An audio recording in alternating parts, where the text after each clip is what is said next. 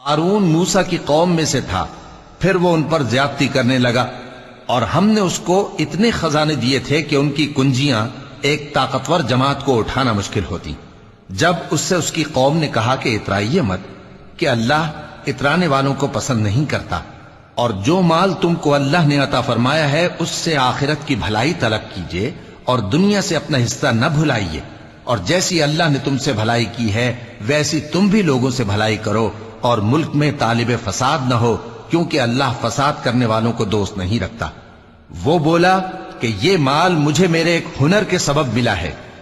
کیا اس کو معلوم نہیں تھا کہ اللہ نے اس سے پہلے بہت سی امتیں جو اس سے قوت میں بڑھ کر اور جمعیت میں بیشتر تھیں ہلاک کر ڈالی تھیں، اور گناہگاروں سے ان کے گناہوں کے بارے میں پوچھا نہیں جائے گا؟ تو ایک روز قارون بڑی آرائش اور ٹھاٹ سے اپنی قوم کے سامنے نکلا۔ جو لوگ دنیا کی زندگی کے طالب تھے کہنے لگے کہ جیسا مال و متاع قارون کو ملا ہے کاش ایسا ہی ہمیں بھی ملے، وہ تو بڑے نصیب والا ہے۔ اور جن لوگوں کو علم دیا گیا تھا وہ کہنے لگے کہ تم پر افسوس، مومنوں اور نیکوکاروں کے لیے جو ثواب اللہ کے ہاں تیار ہے وہ کہیں بہتر ہے، اور وہ صرف صبر کرنے والوں ہی کو ملے گا۔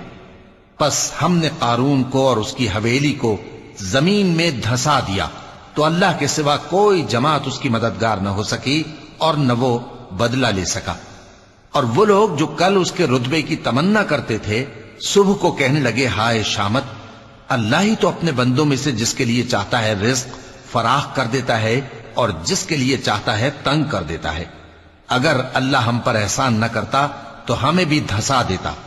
ہائے خرابی، کافر کامیاب نہیں ہوتے۔